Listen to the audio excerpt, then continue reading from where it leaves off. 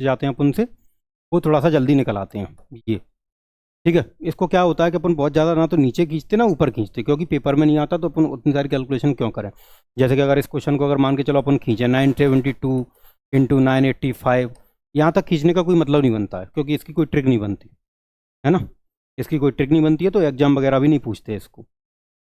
वो सिर्फ इतना पूछते हैं, इस पैटर्न वाला क्वेश्चन पूछते हैं अपन से, वो इस पैटर्न वाला जिसमें 9 वाले वर्ड यूज होते हैं ज़्यादातर, वही पैटर्न पूछते हैं वो। और इन्हीं के ज़्यादातर स्क्वायर वगैरह पूछते हैं, है ना। और ज़्यादातर मैं बताऊँ एग्जाम वाले क्या करते हैं कि ये भी नहीं पूछते ऐसे वाले 104 इंटू 96, ये भी इधर भी नहीं आते वो, है ना।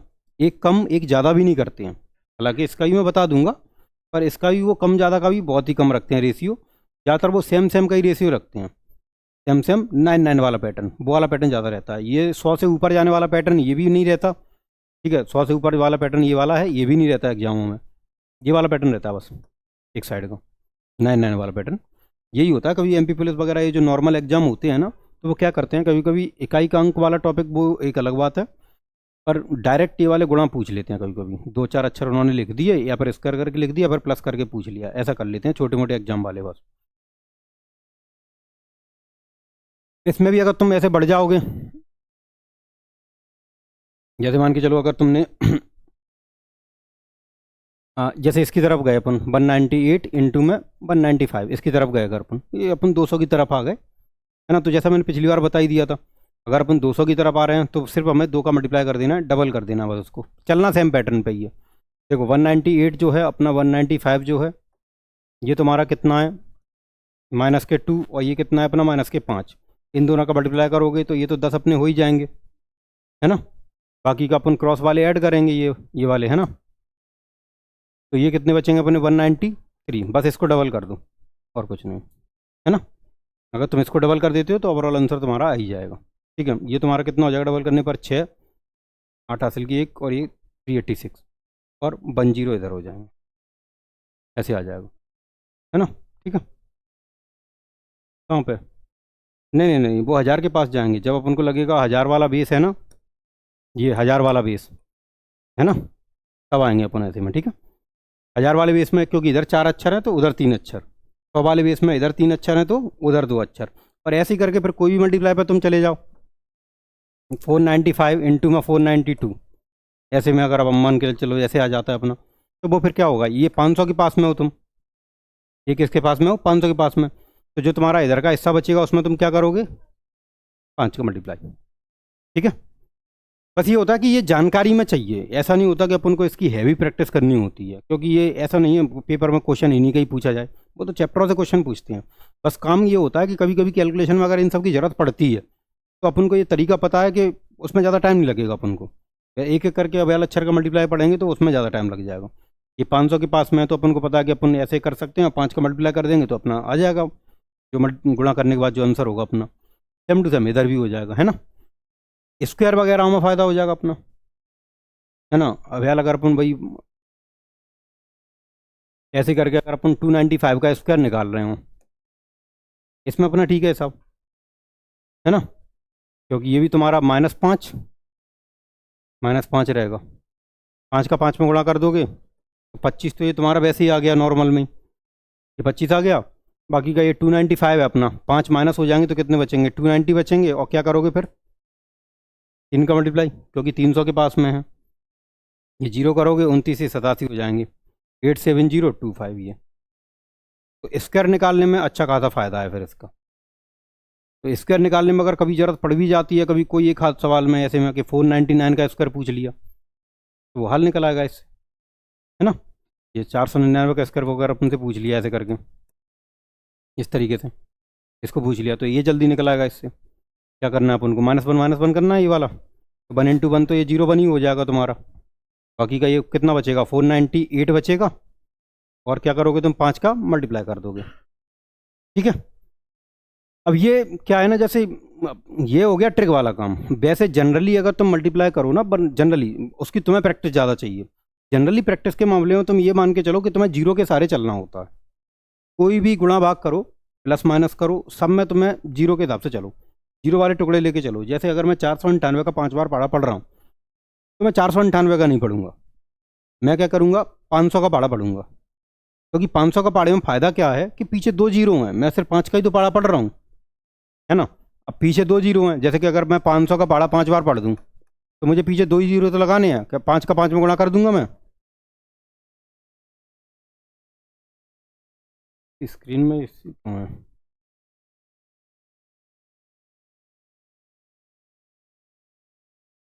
ठीक है, देखो ऐसा कर देंगे, 500 का 5 बार पढ़ा पढ़ेंगे अपन, ठीक है, तो ये हो जाएगा तुम्हारा 2500, इस तरीके से, है ना। अब वो 2 जीरो ही तो लगाने हैं अपन को, 5 का 5 बड़ा किया 25 तो वही हो गया, पीछे 2 जीरो वहीं पे लग गए, एक्स्ट्रा बाड़ा पढ़ दिया अपन ने 2 का, है ना। अपन को पढ़ना तो 498 का था, लेकिन अपन ने पढ़ दिया 500 का, तो 2 का पाड़ा 5 बार कम कर दो वहीं की वहीं। ये क्या होता है, इसमें पेन की जरूरत नहीं है तुम्हें, है ना। तो तुम्हारे पास कितने बचेंगे, 2490 ये बच जाएंगे, 2490 जीरो, ऐसे, इस तरीके से, है ना। ये पैटर्न फॉलो हो जाता है। सब गुणा भाग में ऐसे ही करना होता है, जितने भी पहाड़े हों, मतलब अगर तुम्हें लग रहा हो जैसे तुम ये 62 का पाड़ा 8 बार पढ़ रहे हो, है ना। पर इसके लिए जोड़ की अच्छी प्रैक्टिस चाहिए, मतलब जोड़ करना इसमें मेन है। जोड़ जल्दी कर पाओगे तो जाके इसका आंसर जल्दी ला पाओगे। जैसे कि ये है, ये 60 और 2 अलग अलग हो जाएंगे। अब क्या है, फिर वही बात हो गई, 9 से नीचे पहाड़े पे बात आ गई अपनी, है ना। 9 से नीचे पहाड़े पे बात आ गई, एक भी पहाड़ा ऐसा नहीं है जो अपन को 9 से ऊपर पढ़ना पड़ रहा हो। तो जैसे 6 का पहाड़ा 8 बार पढ़ोगे, 480 तो यही हो जाएंगे, एक जीरो वहीं की वहीं लगा रहेगा अपना, है ना। 6 अट्ठे 48 हो जाएंगे, और 2 अट्ठे कितने हो जाएंगे, 16, ये ऐड कर दोगे 496 हो जाएंगे। इसमें फ़ायदा ये है कि बस लिखना नहीं पड़ता तुम्हें, लिखने की जरूरत पड़ ही नहीं रही, जोड़ना ही तो है तुम्हें सिर्फ। देखो जैसे अगर मान के चलो अपन 88 का पहाड़ा पढ़ रहे हो 7 बार, ऐसे, है ना। वैसे अपन एक एक अक्षर करके पढ़ेंगे तो देखो लिखने का टाइम जाता ही बराबर, है ना, फिर कैलकुलेशन करने का भी टाइम बराबर ही जाएगा। ऐसे अगर तुम पढ़ोगे तो 88 के बगल वाला ऐसा अच्छा जुड़ो जुड़ो जो जीरो वाला है अपना, 90 पकड़ो, है ना। 7 बार पहाड़ा पढ़ देंगे, कितना हो जाएगा, 9 7 63, जीरो अपनी जगह पर लगा ही रहेगा। अपन ने क्या किया, 2 का एक्स्ट्रा पढ़ दिया, अपन ने क्या किया, 2 का एक्स्ट्रा पढ़ दिया, पढ़ना अपन को 88 का ही था। जब अपन ने 2 का एक्स्ट्रा पढ़ दिया तो 2 का कम कर दो पढ़ा उसमें से, 2 7 कितने होते हैं, 14, ये कम कर देंगे अपन उसमें से, ठीक है। और ये कम करना कोई ज़्यादा कठिन बात नहीं है। अब ये पूरा काम प्रैक्टिस का ही है, इसमें तुम्हें प्रैक्टिस ही करनी पड़ेगी, ये बिना प्रैक्टिस के नहीं आ पाएगा। ये हैबिट में तभी आ पाएगा जब तुम इसकी प्रैक्टिस करते रहोगे।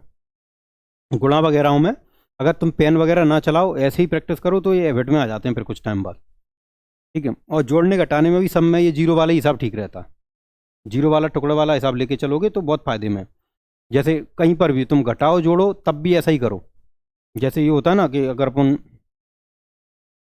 ये 68 है मान के चलो, है ना, और अगर अपन इसमें मान के चलो 75 जोड़ रहे हो, इस तरीके से बिना पेन के अगर अपन जोड़ें तो जीरो वाले अलग करो।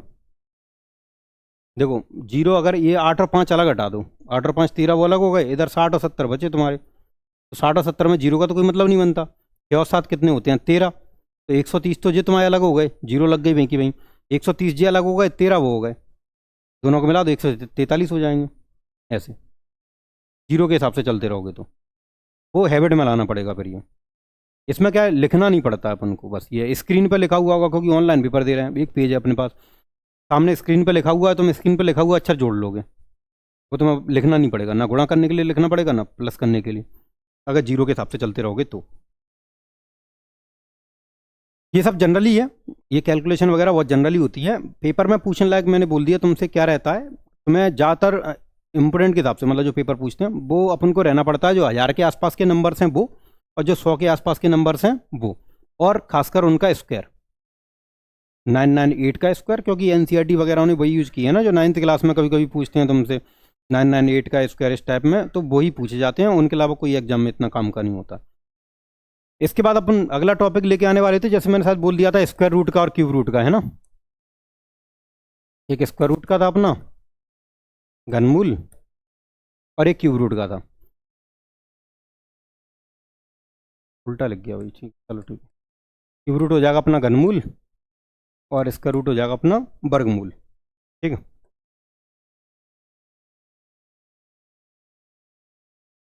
ये वाला टॉपिक,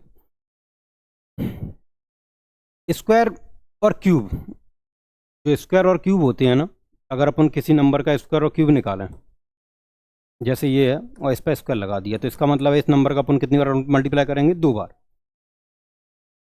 इसकी भी ट्रिकें होती हैं, पर 50 तरीके की होती हैं दुनिया भर की, एग्जामों में कोई काम नहीं आता इनका, है ना। अब यार तुम अलग अलग, जैसे होता है ना कि भाई, अब वो वाला तो मैंने बता दिया, जैसे किसकी पीछे 5 लिखा हो ऐसे, तो उसके लिए एक ट्रिक बन जाती है तुम्हारी, शायद ये ध्यान भी हो किसी को, है ना। ये ध्यान क्या है, 5×25 और 6 का गुणा अपन क्या में कर देते हैं, 7 में, एक ज़्यादा में गुणा कर देते हैं, तो ये ऐसे करके ये 42×25 हो जाता है, जिसके पीछे 5 लिखा हो, जिसके पीछे 5 लिखा होता है। इसके अलावा बाकी जितनी भी ट्रिकें होती हैं ना, वो सब टफ ही होती हैं नॉर्मल कैलकुलेशन के मुताबिक। मैं ये मानता हूँ कि तुम अगर 24×24 कर लो वो बेहतर है ट्रिक के हिसाब से, तो क्योंकि ट्रिकें जैसे ये एक बार को कंफर्टेबल है, ये सफिशियंट है, इतना ठीक है कि अपन इससे सॉल्व कर सकते हैं क्वेश्चन को। बाकी की ट्रिकें इतनी थोड़ी टफ टाइप की हो जाती हैं जिसमें अपन को काम ज़्यादा करना पड़ता है, उससे अच्छा है कि गुणा ही कर लो, वही ठीक है। स्क्वायर और क्यूब ये दोनों ही। अब यार क्यूब भी अगर तुमसे पूछा जाए 53 का क्यूब, इसकी भी ट्रिक होती है, लेकिन इसकी भी ट्रिक ऐसी होती है कि इससे अच्छा है कि तुम गुणा कर लो, गुणा जल्दी हो जाएगा। तो इसीलिए स्क्वायर और क्यूब की ट्रिकें नहीं पढ़ाई जाती, ज़्यादातर कोई भी नहीं रखता इनको, स्क्वायर और क्यूब की ट्रिकें, क्योंकि इनकी ट्रिकें थोड़ी टफ हो जाती हैं। हर एक संख्या को अगर अपन ट्रिक से ही सॉल्व करते रहें, इससे बेहतर होता है कि अपन 2 बार गुणा करके देख लें, क्योंकि प्रॉपर सवाल नहीं आता ऐसा पेपरों में। प्रॉपर सवाल तुमसे ऐसा कभी नहीं पूछा जाता कि 53 का क्यूब पूछ लें वो पेपर में, वो तो कभी सवाल बनता नहीं है। वो तो कैलकुलेशन वगैरह में काम आता है, और कैलकुलेशन वगैरह में क्या होता है, ऑप्शन एलिमिनेशन वाले टॉपिक काम करते हैं, तो जब मैं क्वेश्चंस कराऊंगा उस टाइम पे बता दूंगा। बाकी का एक्यूरेट इनका ऐसे नहीं निकाला जाता, एक्यूरेट इनकी कभी जरूरत नहीं पड़ती। इनकी जरूरत पड़ती है स्क्वायर रूट की और क्यूब रूट की, इनकी जरूरत पड़ जाती है। सिंप्लीफिकेशन वाले मामले में ये पूछ लिए जाते हैं अपन से।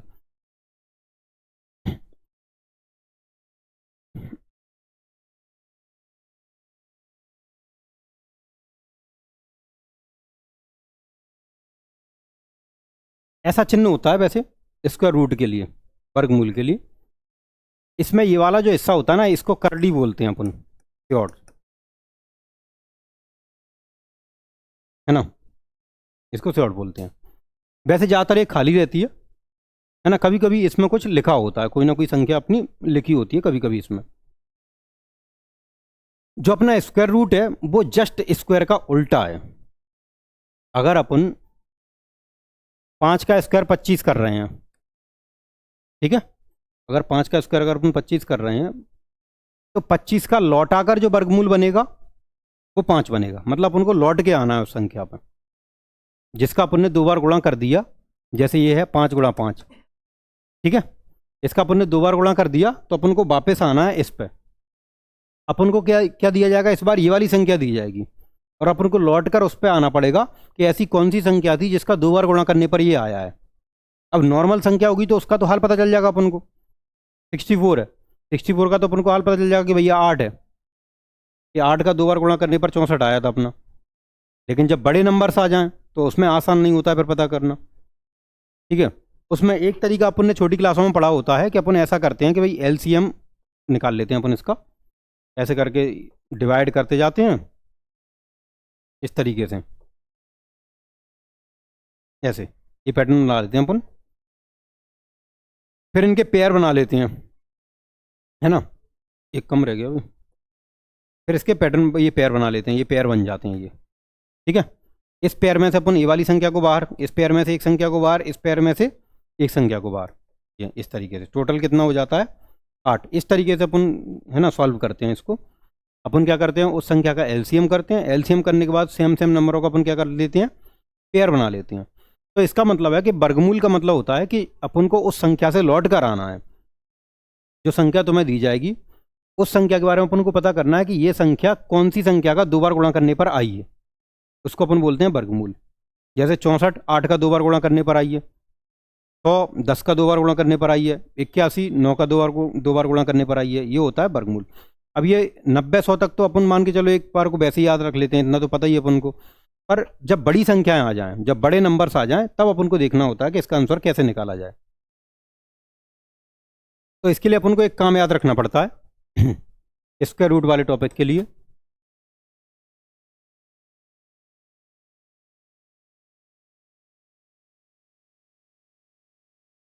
सबसे पहला तो अपन को ये करना पड़ेगा कि कुछ स्क्वायर अपन को याद रखने पड़ते हैं।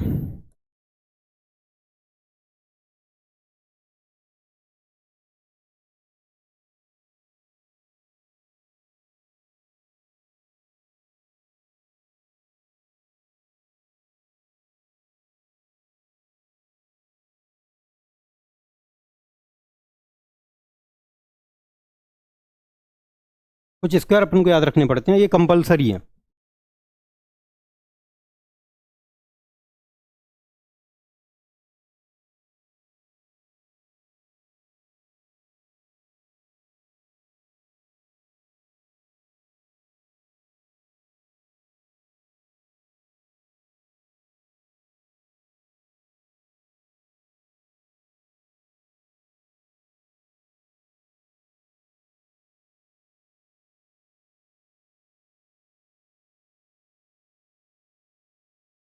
ये 20 तक के हुए हैं अभी। वैसे अपन को इसमें लगभग 30 तक के तो जनरली याद रखने पड़ते हैं। 30 तक के याद रखने पड़ते हैं अपन को लगभग।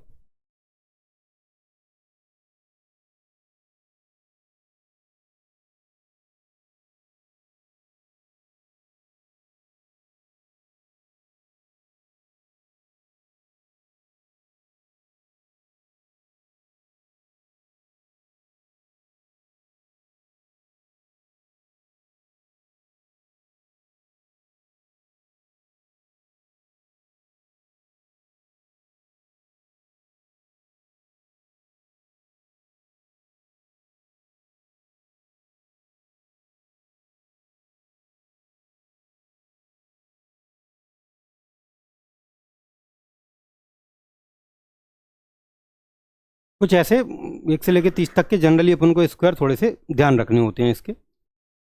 1 से 30 तक के स्क्वायर अपन को याद है तो अपन किसी भी एक बड़े नंबर का जो स्क्वायर रूट है वो थोड़ा आसानी से निकाल सकते हैं। अब जो स्क्वायर रूट है और क्यूब रूट है, ये दोनों सेम पैटर्न के ही हैं, स्क्वायर रूट और क्यूब रूट। मैं स्क्वायर रूट बताऊंगा पहले। स्क्वायर रूट में काम थोड़ा सा ज़्यादा होता है, क्यूब रूट में काम बहुत कम होता है ना। क्यूब रूट जल्दी निकल आता है स्क्वायर रूट के मुकाबले। जैसा कि अपन ने यहाँ पे बताया, जैसे ये खाली लिखा है, इसके अंदर कुछ नहीं लिखा, ठीक है। तो इसका मतलब है कि जो 64 है, इसमें सिर्फ अपन को ये चेक करना है कि ये कौन सी संख्या का 2 बार गुणा करने पर आया है। तो 64 आया अपना 8 गुणा 8 से, ठीक है। ये तो होता है वर्गमूल, क्यूब रूट। लेकिन अगर इसी स्योर्ड में करड़ी में 3 लिखा हो,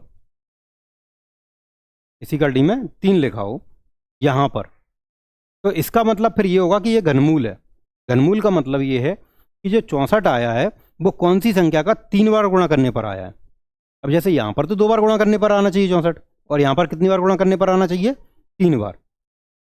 यहां पर 3 बार गुणा करने पर चाहिए 64, ठीक है। तो यहां पर अपन को जो जोड़े बनाने पड़ेंगे वो 3-3 अक्षरों के हिसाब से बनाने पड़ेंगे, है ना। यहाँ पर अपन को जोड़े बनाने पड़ेंगे 3-3 अक्षरों के हिसाब से, जैसे यही था ये। तो ये वाला 3 का बन जाएगा एक पेयर, और ये वाले 3 का बन जाएगा एक पेयर। ऐसे करके लिखेंगे, अगर 2 गुणा 2 गुणा 2 ऐसे करके, ऐसे ये वाला पेयर, ये वाला पेयर, इस पेयर में से 1-2 बाहर और इस पेयर में से 1-2 बाहर। तो टोटल आंसर कितना आ जाएगा? 4। तो 4 का 3 बार गुणा करने पर 64 आएगा। करड़ी के अंदर जितना लिखा होता है ना, उतने ही संख्याओं के जोड़े बनाने पड़ते हैं अंदर, जितना करड़ी में लिखा होगा। 4 लिखा होता तो 4 संख्याओं के जोड़े, 5 लिखा होता तो 5 संख्याओं के जोड़े, ये हिसाब होता। कुछ नहीं लिखा तो 2 संख्याओं के जोड़े, 3 लिखा है तो 3 का जोड़ा, ये हिसाब रहता है। 2 वाले को अपन वर्गमूल बोल देते हैं और 3 वाले को घनमूल बोल देते हैं, ये हिसाब रहता है, ठीक है।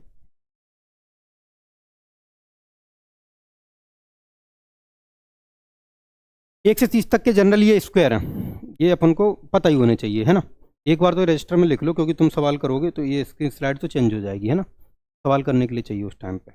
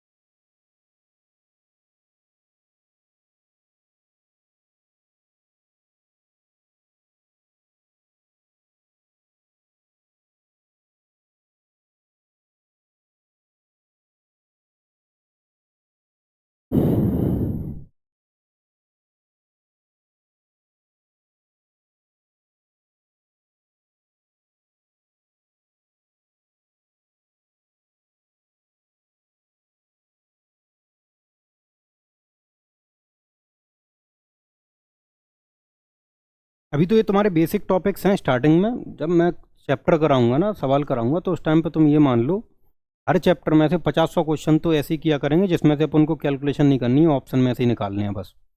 ऑप्शन में से निकालने का बस तरीका जो होता है ना, वो कैलकुलेशन तुम्हारी अच्छी है, बाकी का मैं बता दूंगा कैसे निकालते हैं अपन ऑप्शन में से सवाल को।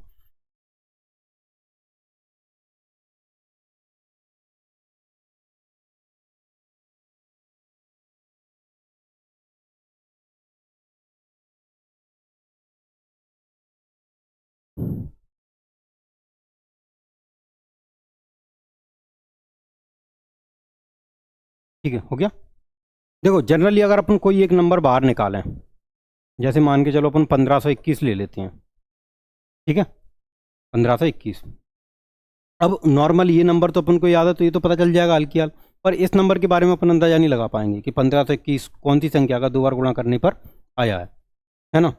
जनरली अंदाजा नहीं लगा पाएंगे, तो इसका एक तरीका बन जाता है, वो तरीका बस अपन को सीखना होता है। हालांकि ये तो 8वीं क्लास में भी होता है, स्टार्टिंग में, शुरुआत में, यही वाला सेम तरीका। कॉन्सेप्ट के हिसाब से भी लेके चलूंगा मैं, तुम्हें समझा दूंगा कि अपन ऐसा क्यों ढूंढ रहे हैं इसमें। देखो सबसे पहली बात तो एक चीज़ हमेशा ध्यान रखो, एक चीज़ ये है कि वो पूरे मैथ में भी और रीजनिंग में भी हर जगह पे ये काम आती है कि जो लास्ट वाला अक्षर होता है ना, वो कैसे बनता है। ये इकाई के अंक वाला टॉपिक, इकाई के अंक की एक क्लास अपनी अलग रहती है, क्योंकि इकाई के अंक का क्वेश्चन भी आते हैं पेपर में। इकाई का अंक जो होता है लास्ट में क्या अक्षर आना चाहिए। अब देखो लास्ट का अक्षर ना, लास्ट के अक्षर पे ही डिपेंड करता है, सीधी सीधी बात ये।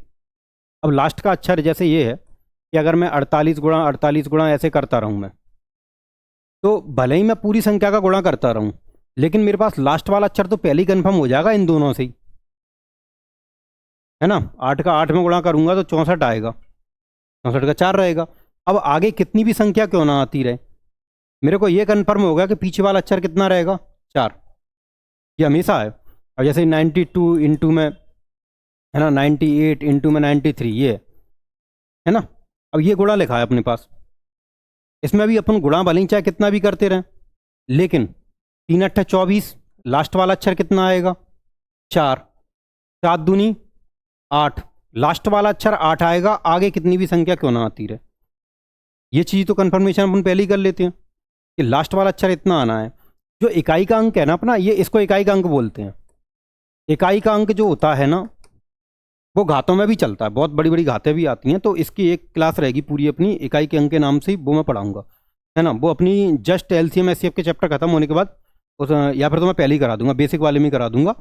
जैसे मैं एलसीएम एचसीएफ पे आऊँगा ना, तो उसी टाइम के पैरेलल में करा दूंगा, क्योंकि ऑप्शन छाटने में बहुत काम आता है इकाई के अंक वाला। तो इकाई का अंक अपन पहले ही कन्फर्म कर सकते हैं। जैसे भैया अगर 10 गुणा 98 गुणा 95, चाहे कितना भी लिखा रहे, अपन को पता है इधर 0 है, और अगर 0 का गुणा तुम किसी में भी करोगे, लास्ट वाला अक्षर तो 0 ही बनना है, आगे चाहे कितनी भी संख्या क्यों ना बनी रहे, लास्ट वाला अक्षर तो ऐसे ही कन्फर्म हो जाता है पीछे वाले अक्षर से। सेम टू सेम बात लगभग अपने यहाँ पे कर रहे हैं। अगर अपन इसका ऐसा अक्षर ढूंढना चाह रहे हैं, इधर वाला जैसे कि ये ऐसा अक्षर अपन ढूंढना चाह रहे हैं, तो अपन को पता है ना कि लास्ट वाले अक्षर का 2 बार गुणा करेंगे तभी तो लास्ट वाला अक्षर बनेगा, ये वाला, है ना। 7 का 2 बार गुणा करोगे तो देखो पीछे वाला अक्षर 9 बन जाएगा, 8 का 2 बार गुणा करेंगे तो पीछे वाला अक्षर 4 बन जाएगा, है ना। तो पीछे वाले अक्षर की जो कन्फर्मेशन है वो अपन को पहले कर लेनी है। पीछे वाला अक्षर इसमें कितना है, 1। तो मैं क्या करना है, यहाँ से यहाँ तक रहना है, यहाँ से यहाँ तक। इसमें तुम चेक कर लो कि 1 किस किस के पीछे आ रहा है, 1 किस किस के पीछे आ रहा है। एक तो भैया 1 के स्क्वायर के भी पीछे 1 है, एक तुम्हारा 9 के स्क्वायर के पीछे भी 1 है। 2 संख्याएं हो गई, कितनी संख्या हो गई, 2। यही काम बढ़ जाता है वर्गमूल में, घनमूल में ये काम ही नहीं बढ़ता। घनमूल में यहाँ पे एक ही संख्या आती है बस, घनमूल में यहाँ पे एक ही संख्या आती है, वर्गमूल में यहाँ पे 2 संख्या बन जाती हैं। एक तो 1 के स्क्वायर के पीछे 1 आ रहा है, एक 9 के स्क्वायर के पीछे आ रहा है ना। तो इन दोनों के पीछे 1 आ रहा है, तो ये दोनों में से कोई भी एक अक्षर हो सकता है जो इसके पीछे वाला अक्षर होगा। पीछे वाला अक्षर कन्फर्म हो गया ऐसे। आगे जो बचा है ना अपना, कितना बचा है, 15। तो मैं पीछे वाले 2 अक्षर ब्लॉक करने हैं हमेशा, वर्गमूल में पीछे वाले 2 अक्षर ब्लॉक करने हैं, तो 21 ब्लॉक हो गया। आगे अपना कितना बचा है, 15। तुम 15 से छोटा वाला स्क्वायर ढूंढो, 15 से छोटा वाला स्क्वायर, इसी गिनती में 30 तक की गिनती में 15 से छोटा वाला स्क्वायर कितना है तुम्हारा, 9। और 9 स्क्वायर का होता है 3 का, तो आगे वाला अक्षर 3 है, बस आगे वाला अक्षर 3 है। और पीछे वाला अक्षर जो है वो 1 या 9 में से कोई एक हो सकता है। ये काम बढ़ गया अपना बस। या फिर तो इसका आंसर 31 होगा, या फिर तो इसका आंसर 39 होगा। इन दोनों में से कोई एक आंसर हो सकता है अपना। अब अपन कंफर्म कैसे करें कि कौन सा होगा? तो अपन क्या करेंगे, ये जो 3 है ना अपना, ये जो 3, इसका एक ज़्यादा में गुणा करो, एक ज़्यादा में गुणा करो। 3 चौक कितना हो जाएगा? 12। उससे यही वाली संख्या देखो, अगर ये इधर वाली संख्या बड़ी या बराबर है ना, तो बड़ा अंक चुनना है अपन को। बड़ी या बराबर है तो बड़ा अंक चुनना है, छोटी होगी तो छोटा अंक। तो भैया अभी 12 से 15 कैसी है भाई? बड़ी है। देखो एरो लगा है, उस तरफ जाना है अपन को, अपन इस तरफ जा रहे हैं ना, तो ये 12 से तो बड़ी है 15, तो इसका मतलब कौन सा अक्षर उठाएंगे? 9, 39 ऐसे। अगर ये 12 से छोटी होती तो छोटा अक्षर उठाते, बड़ी या बराबर होगी तो बड़ा अक्षर उठाएंगे। इन दोनों में से, एक में से और 9 में से, इसमें से एक में से और 9 में से। बड़ी या बराबर हुई तो बड़ा अक्षर, छोटी हुई तो छोटा अक्षर। ये कंफर्म करने का काम इसमें बढ़ गया है, ये कंफर्म करने का काम इसमें बढ़ गया है। अब जैसे कोई एक और ले लें अपन, मान के चलो 6084 ले लें अपन, ये ले लिया अपन ने, ठीक है। पीछे वाले 2 अक्षर ब्लॉक कर दो। पीछे वाला अक्षर कितना है 2 अक्षर ब्लॉक करने के बाद? 4। 4 अपना 2 के स्क्वायर के पीछे भी 4 आता है, 8 के स्क्वायर के पीछे भी 4 आता है। तो इसका मतलब है कि 2 या 8 में से कोई सा भी अक्षर हो सकता है पीछे वाला। फिर इधर कितना बचा अपना? 60 बचा। 60 से छोटा वाला स्क्वायर चाहिए अपन को, 60 से छोटा वाला स्क्वायर अपन 49 होगा। 49 का स्क्वायर होगा, तो आगे वाला अक्षर ये रहा, पीछे वाला अक्षर ये रहा। अब इन दोनों में से कंफर्मेशन करनी है, ये बात तो रह गई अपनी बस। कंफर्मेशन कैसे करेंगे? 7 का गुणा काय में करेंगे? 8 में, हो जाएगा 56। बताओ अंदर वाली संख्या कैसी है? बड़ी है तो बड़ा अक्षर उठा लो, 78 ऐसे, है ना।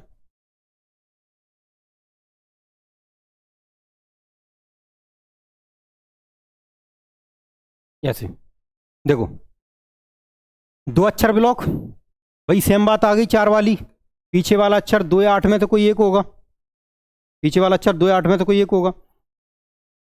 10 से छोटा वाला स्क्वायर 3, 9।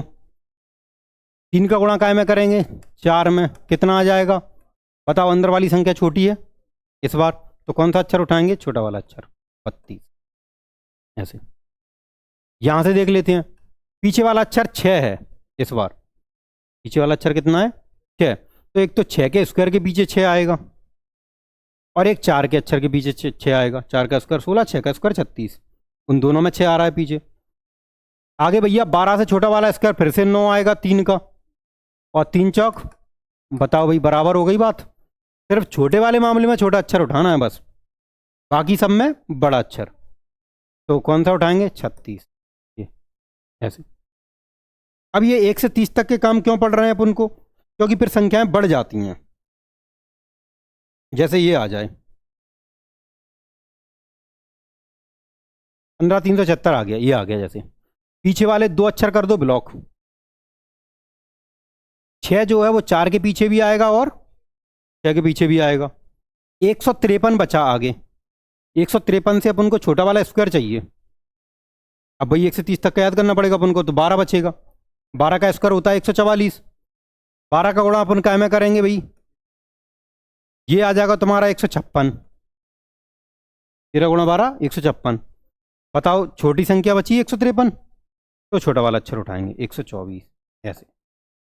तो 1 से 30 तक का काम पड़ जाता है इसमें। अगर कोई बड़ी संख्या आ गई तो बड़ी संख्या के हिसाब से सॉल्व हो जाएगा, है ना। ये तो स्क्वायर रूट वाला मामला है, ये स्क्वायर रूट वाला मामला है। स्क्वायर रूट में बस कंफर्मेशन करनी पड़ रही है, पता है। अगर ये क्यूब रूट होता तो उसमें कंफर्मेशन की जरूरत नहीं पड़ती। क्यूब रूट देखो और आसान पड़ जाता है। घनमूल, क्यूब रूट वाला टॉपिक और आसान पड़ जाता है। तो पहले कुछ क्यूब याद करने पड़ेंगे अपन को। 1 का क्यूब 1,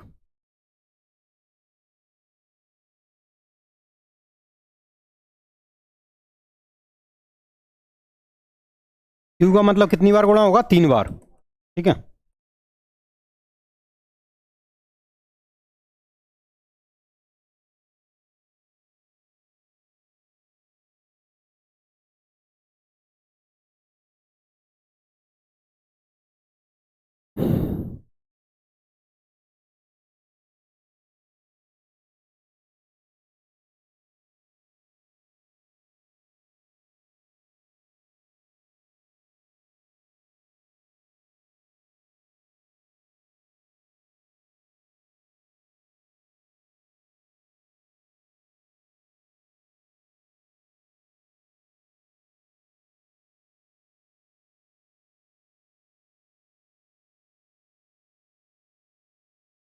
18 324 की कंफर्मेशन कर लें भाई। 18 चौक 72 की 2 हासिल की 7, 18 दूनी 36 और 7 43 की 3 हासिल की 4, फिर तुम्हारा 18 54 4 58। ठीक है भाई।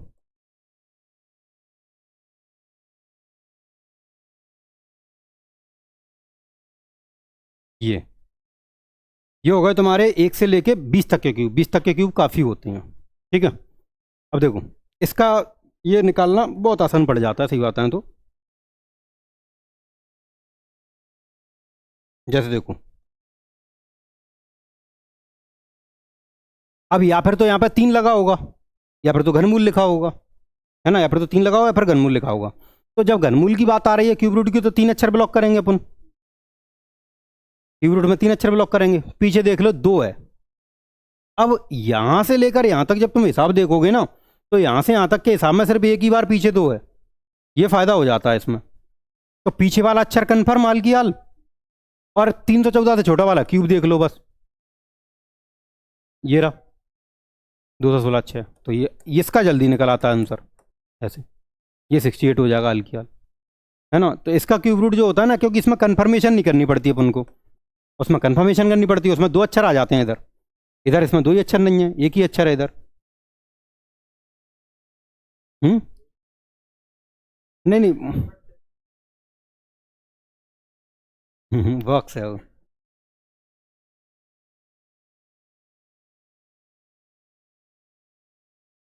देखो इसको देखो, ये है, ठीक है ना।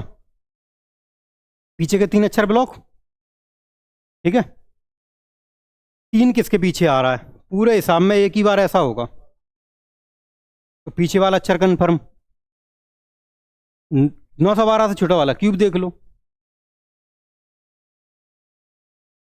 9 हो गया 97 ऐसे।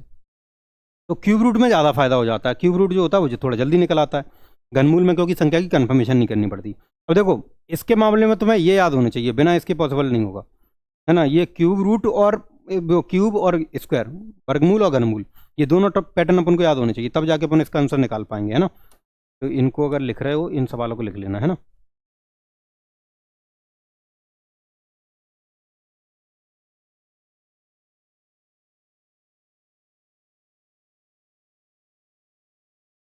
ये भी प्रॉपर ऐसा नहीं है कि कोई पेपर इन सवालों को एक अकेले सवाल को लिख के दे।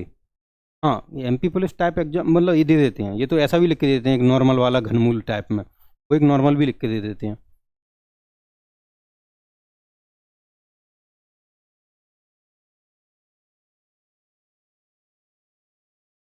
अब तो खैर सबका पेपर का लेवल बढ़ाना पड़ रहा है भाई। पेपर के लेवल अब सबके बढ़ रहे हैं, चाहे तुम ग्रुप डी वाला दो चाहे कैसा भी भाई। सोच के देखो, ग्रुप डी माली की जॉब के लिए व्यक्ति को निबंध लिखना पड़ता है ना। पहले प्री वाला पेपर देना पड़ता है, उसमें एक हाई स्कोरिंग कट ऑफ चाहिए, उसके बाद जाके उसको रिटर्न वाला पेपर देना पड़ेगा मेंस, जिसमें उसको अच्छी स्किल्स चाहिए, निबंध वगैरह लिख के बताना पड़ेगा, तब जाके क्वालिफाई होगा।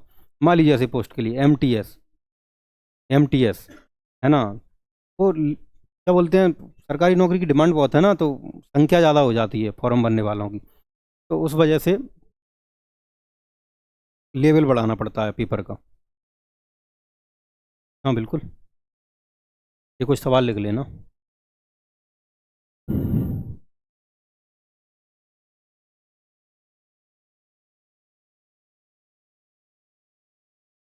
और ये कुछ नहीं है तुम्हारा, ये कोई नई बात नहीं है, ये 8वीं क्लास के टॉपिक हैं, ये तुम्हारे 8th क्लास के टॉपिक हैं ये। पर यह है कि अपन बेसिक से अभी स्टार्ट कर रहे हैं, तो चैप्टर पे जब आएंगे तो तब तुम्हें ऐसा ना लगे कि ये उनको इसको ही सॉल्व करने में, फैक्टराइजेशन में ही टाइम लग रहा है। अभी हालांकि मैं एलसीएम एचसीएफ की जब क्लास पढ़ाऊंगा ना, तो थोड़ा एलसीएम एचसीएफ भी तुम्हें थोड़ा डिटेल में बताऊंगा कॉन्सेप्ट वाइज में। एलसीएम एचसीएफ अभी तक अपने जो किए होंगे ना, वो नॉर्मल फैक्टराइजेशन वाले किए हैं। ट्रिकें भी बहुत होती, ट्रिकें तो 50 होती हैं भाई। हम भी बताएंगे एलसीएम एचसीएफ डायरेक्ट निकाल सकते हो तुम बैठे बैठे बिना पेन के। मैं तो कोशिश करूंगा खैर ज़्यादा से ज़्यादा तुम्हारे सवाल, अगर तुम मतलब 100 भी क्वेश्चन ले रहे हो, तो 100 में से 80 90 तुम्हारे बिना पेन के ही सॉल्व हो। सब ऑप्शन में से निकल आते हैं, कोई सा ही पेपर हो सब ऑप्शन से निकलते हैं। बस तुम्हारी कैलकुलेशन इतनी थोड़ी शार्प हो, तुम पहचान पाओ कि इसके आंसर में ये आ पाएगा।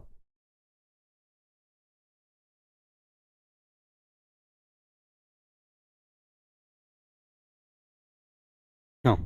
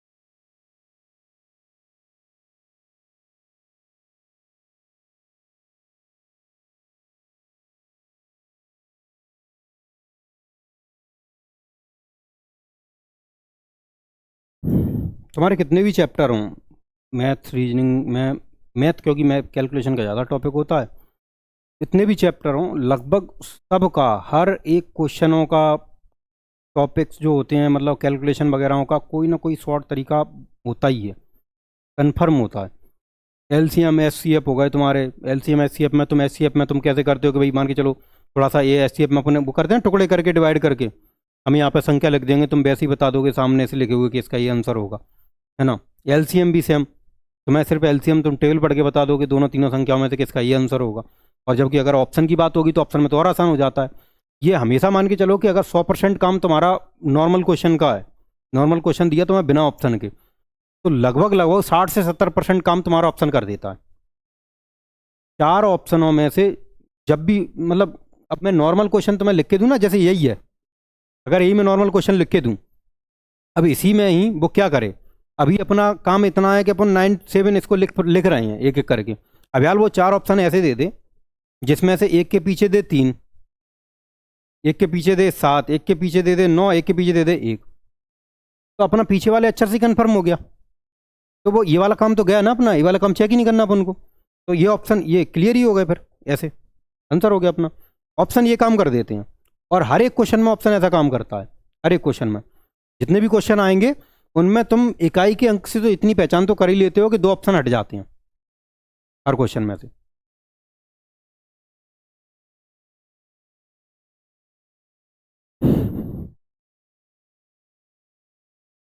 जैसे चलो अब कुछ नंबर्स दे देते हैं तुम्हें जरा,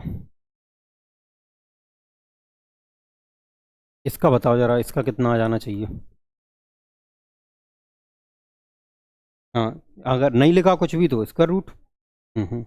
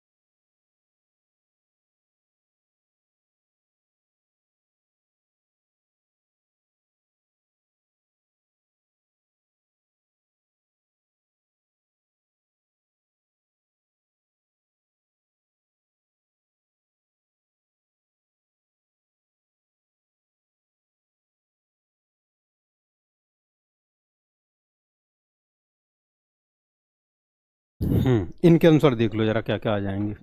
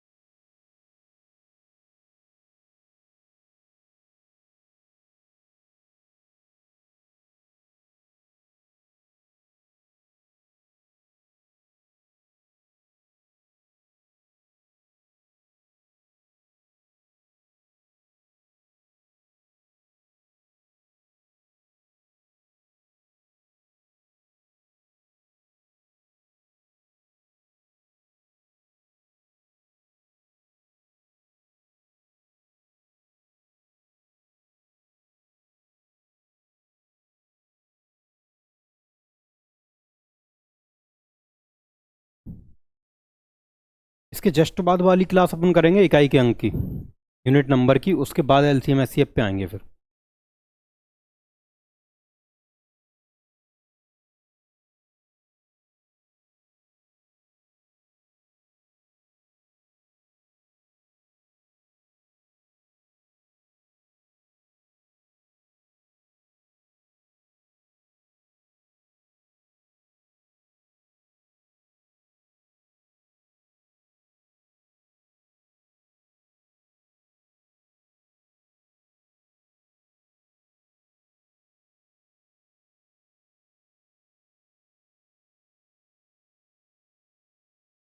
तीन डिजिट ब्लॉक करेंगे।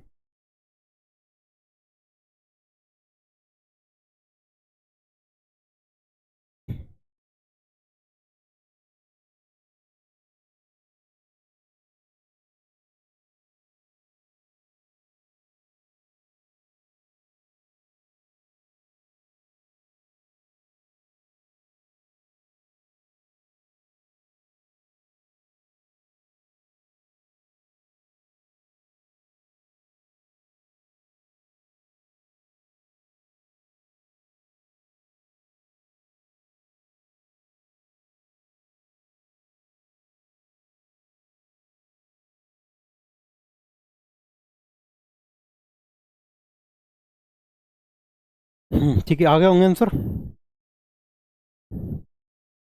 देखो लास्ट के दो अक्षर ब्लॉक करोगे तो इसमें जो 4 आता है वो 2 के स्क्वायर के पीछे आता है और 8 के स्क्वायर के पीछे आता है। 51 से छोटा वाला स्क्वायर होगा 49 7 का। यहाँ से कोई एक कन्फर्मेशन चाहिए तो 7 का 8 में गुणा करेंगे, ये हो जाएंगे 56 56। 51 उससे कम रहेगा, कम रहेगा तो छोटा वाला अक्षर उठाएंगे, 72 बन जाएगा इसका। दो अक्षर ब्लॉक 9 आता है तुम्हारे किसके पीछे, 3 के पीछे और 7 के। 3 के स्क्वायर के पीछे 9 आता है और 7 के स्क्वायर के पीछे 9 आता है। 187 से छोटा वाला स्क्वायर 169 होगा जो कि 13 का होगा, है ना। 13 का गुणा अगर अपन 14 में करेंगे तो 182 आ रहे होंगे मेरे हिसाब से, है ना। 182 से अंदर वाली संख्या बड़ी है, 187 बड़ी है तो बड़ा वाला अक्षर उठा लेंगे, तो हो जाएगा इसका 137। इसमें देखोगे तो ये 21 1 के पीछे और 9 के पीछे। 79 से छोटा वाला स्क्वायर 64 8 का। 8 का 9 में गुणा करेंगे ये 72 हो जाएंगे। 79 बड़ी संख्या है तो 89 बन जाएगा इसका। ऐसे इसमें चॉइस करने पड़ते हैं, इसमें डायरेक्ट निकल आता है आंसर। 3 तुम्हारा 7 के पीछे आता है, 7 के क्यूब के पीछे, है ना। 103 से छोटा वाला क्यूब किसको उठाओगे, 64 4, ये 47 हो जाएगा, है ना। पीछे वाला अक्षर है 7, 7 किसके क्यूब के पीछे आ रहा है अभी, 3 के क्यूब के पीछे 27, है ना। ये अपना 571 है, 571 से छोटा वाला क्यूब 512 बनेगा, 512 जो रहेगा वो 8 का रहेगा, ये 83 हो जाएगा। पीछे वाला अक्षर 5, 5 का क्यूब 125, ये तुम्हारा 1953 है ना। 1953 से छोटा वाला क्यूब उठाओगे 1728 12 का। देखो अभी तो तुम्हारे सामने लिखे हैं लेकिन याद होने चाहिए, याद होंगे तब बिल्कुल एक्यूरेट आंसर निकाल पाओगे इनका, है ना। ये मतलब लगभग सभी सब आए सही, हाँ ठीक है। Normal normal square root cube root है वो जनरल एक कैलकुलेशन होती है। क्यों, जब मैं क्लासों का बता रहा था उस टाइम पे तब मैंने ये बोली थी कि ये वाली स्क्वायर रूट क्यूब रूट वाली क्लास के जस्ट बाद अपन कौन सी क्लास थी अपनी, एलसीएम एचसीएफ।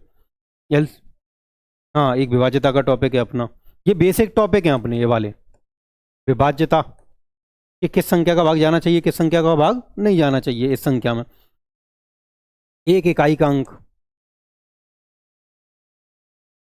ये दोनों तोड़ हैं, कहने का मतलब किसी भी क्वेश्चन के ऑप्शन के, विभाज्यता और इकाई का अंक।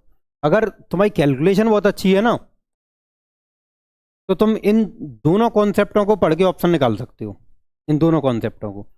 क्योंकि मैथ के आंसर लिखे तो संख्या में ही है, 4 ऑप्शन संख्याओं में लिखे हैं। अब तुम्हें जो सवाल दिया है, चाहे वो किसी भी तरीके का सवाल क्यों ना हो, चाहे वो परसेंटेज का हो, है ना, चाहे वो तुम्हारा कार्य समय का हो, चाहे रेलगाड़ी का हो, दिए तो नंबर ही होंगे सब में, नंबर्स दिए होंगे। तुम नंबर्स का गुणा भाग जोड़ घटाना तुम्हें अगर अच्छे से आता है ठीक ठाक से, और तुम्हें ये भी समझ में आता है कि इस संख्या का भाग करोगे तो ये आएगा इकाई का अंक, इस संख्या का गुणा करोगे तो ये आएगा इकाई का अंक, इस संख्या में इस संख्या का भाग नहीं जाएगा, इस संख्या में इस संख्या का भाग नहीं जाएगा। अगर ये कैलकुलेशन तुम्हारी ठीक है तो तुम उन कोई नंबर्स जो लिखे होंगे ना तुम्हारे पास 2-3 नंबर, उन नंबर्स की कैलकुलेशन से तुम्हें ऑप्शन साफ दिख रहे होंगे कि ये वाला ऑप्शन नहीं हो पाएगा, ये वाला ऑप्शन नहीं हो पाएगा, है ना। पेपर क्या करते हैं ना, पेपर जैसे जनरल लेवल के जो पेपर होते हैं, बहुत बेसिक लेवल के, जो मान के चलो कि नॉर्मल कांस्टेबल टाइप के पेपर हो गए, वो पेपर तो बहुत नॉर्मल क्वेश्चन देते हैं, उन्हें कभी टफ क्वेश्चन रखना भी नहीं होता है। वो तो ऐसा कर देते हैं कि भैया ए ने इतने दिन में काम किया, बी ने इतने दिन में काम किया, दोनों मिलाकर काम करेंगे तो कितने, ये बहुत इतना बेसिक टाइप का क्वेश्चन होता है उनका, है ना। उसमें तुम्हारा एलसीएम काम आएगा, हो जाएगा सॉल्व। फिर रेलगाड़ी वगैरह का भी ऐसा ही कर देते हैं, सेम टू सेम। ब्याज हानि बट्टा में भी कुछ नहीं करते वो, मान के चलो कि तुम्हें मान के चलो कोई संख्या दे दी, अगर इतने % का लाभ चाहिए तो कितना हिसाब बनाना पड़ेगा, एक जो बेसिक क्वेश्चन आते हैं वो रहते हैं। रेलवे भी ऐसे ही देता है, रेलवे भी बेसिक देता है। मैथ रीजनिंग साइंस जी के रेशियो ज़्यादा होता है उसमें। मेरे साथ पहला वाला पेपर तो तुम्हारा 100 का ही रहता है उसका, दूसरा वाला पेपर 120 का रहता है। तो 100 वाले में तुम्हारा 60-40 का रेशियो रहता है, 120 में तुम्हारा 70-50 का रेशियो रहता है। और लगभग जितने भी एग्जाम तुम निकाल रहे हो ना, वो लगभग तुम्हारे निकलते मैथ रीजनिंग वाले कौन हिसाब से ही है, क्योंकि मैथ रीजनिंग जो ठीक जानता है वो लगभग 70 में से 65 से 68 इधर निकाल लेता है आराम से नंबर, है ना। फिर उधर जीएस वाले सेक्शन में भले ही 30 आते रहे, मतलब 25-30 आते रहे, आराम से उसको मेरिट का हिसाब बन जाता है इतने में। मैथ रीजनिंग का हिसाब कमजोर पड़ जाता है तो लगभग कोई पेपर हाथ में नहीं होता। मैथ रीजनिंग का हिसाब गड़बड़ हुआ तो कोई पेपर हाथ में नहीं है, सब पेपर मैथ रीजनिंग पे डिपेंड करते हैं। नॉर्मल तुम वैसे पेपर छोड़ दो, स्टेनो टाइप वगैरह होते हैं, बाकी सब मैथ रीजनिंग वाले डिपार्टमेंट वाले ही रहते हैं, इसी से ही पेपर निकलता है। बस तुम तो ये मान लो कि अगर तुम्हें ये 2 का हिसाब किताब बहुत अच्छा आता है, इसलिए मैं पहले इन्हें करा रहा हूँ। इस सप्ताह में बेसिक कैलकुलेशन फ्री कर दूंगा। इकाई का अंक का मतलब ये होता है कि तुम ये पहचान कर लोगे कि किन संख्याओं का गुणा करने पर, स्क्वायर करने पर, क्यूब करने पर, भाग करने पर लास्ट वाला अक्षर क्या बचता है। वो सब टॉपिक इस बार में निपट जाएंगे इसमें। विभाज्यता तुम्हें ये समझ में आ जाएगा कि इस संख्या का इस संख्या में भाग जाएगा कि नहीं जाएगा। इनके डायरेक्ट क्वेश्चन भी आते हैं पेपर में, इन दोनों टॉपिकों के डायरेक्ट क्वेश्चन रहते हैं पेपर में।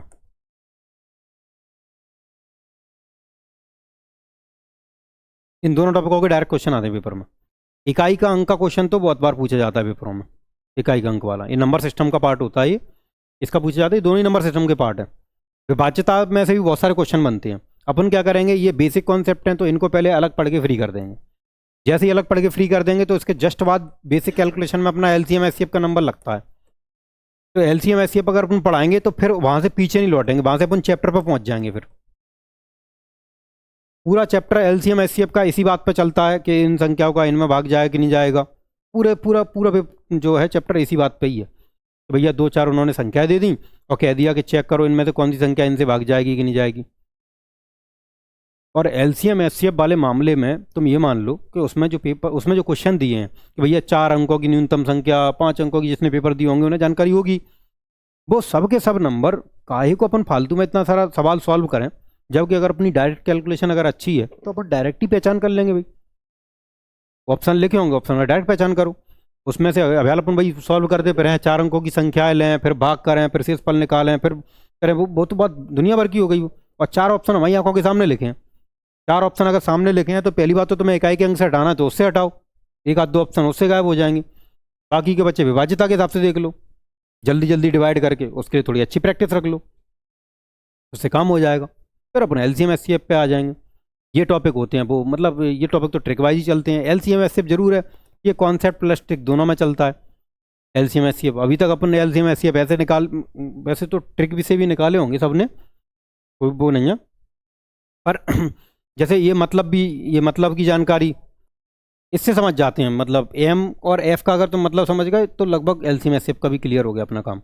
एम का मल्टीपल होता है, एफ का फैक्टर होता है ना। तो मैं इन्हें समझाऊंगा तब इनके बारे में ठीक ठाक बता दूंगा उसी टाइम पे। एक क्लास अपनी इसकी, एक क्लास इसकी, एक क्लास इसकी, ये 3 क्लास अपन मान लो। इन 3 क्लासों के बाद जस्ट अपन एलसीएम एचसीएफ के चैप्टर पे एंट्री कर जाएंगे। ये रहेगा अपना हिसाब, है ना।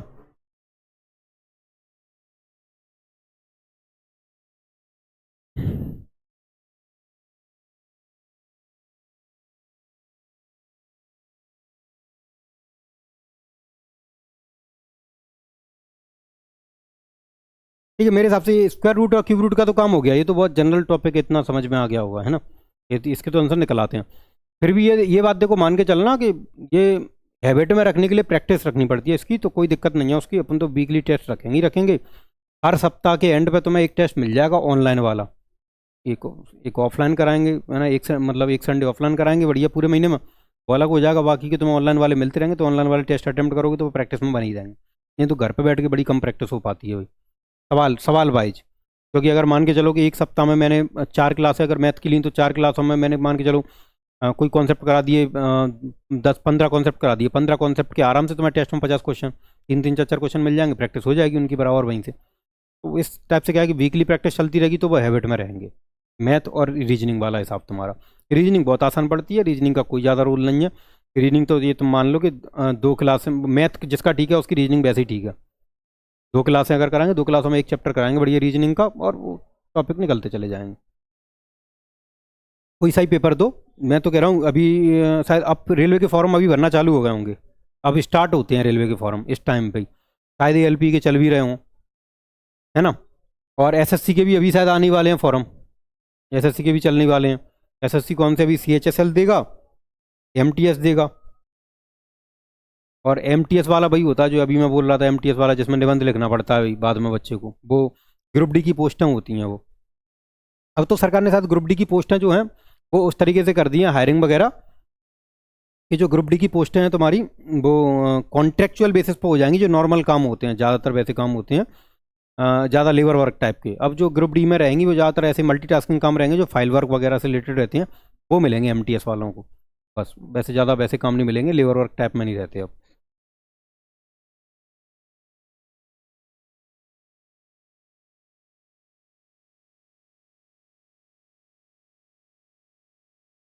और तुम्हारे फॉर्म आते ही रहते हैं बराबर, अपने ऐप पे तुम्हें अपडेट मिलती रहेंगी बस, है ना। ऐप पे है, ऐप डाउनलोड होगा ना सब पे। ऐप डाउनलोड नहीं किया तुमने अभी, ऐप डाउनलोड कर लेना, है ना। ऐप पे क्या है कि वो नोटिफिकेशन का पूरा सिस्टम है, अपन वेबसाइट का वो वेबसाइट पर जाके ढूंढते हैं, अपने ऐप पे ही हैं पूरे सेक्शन। ऐप में पूरे एक जॉब अलर्ट वाला सेक्शन है सामने फीड सेक्शन में, उसमें जितनी भी रिसेंटली की जो नौकरियां वगैरह हैं उनके पूरे वो दिया है, डेटा दिया है, वहीं से लिंक मिल जाती है फॉर्म भरने के लिए, है ना, उसको डाउनलोड करके रख लेना। और करंट अफेयर्स का सेक्शन है उसमें ऐप में, करंट अफेयर्स पढ़ने के लिए डेली वाले के लिए। आर्टिकल्स के लिए है, जो रिसेंट के आर्टिकल्स होते हैं ना तुम्हारे, शायद यूएस ईरान का भी डाला नहीं होगा, यूएस ईरान का आर्टिकल अभी डालेंगे उस पर, है ना। यूएस ईरान का भी बढ़िया हिसाब चल रहा है ना अभी, है ना, वो भी नहीं मान रहे अभी।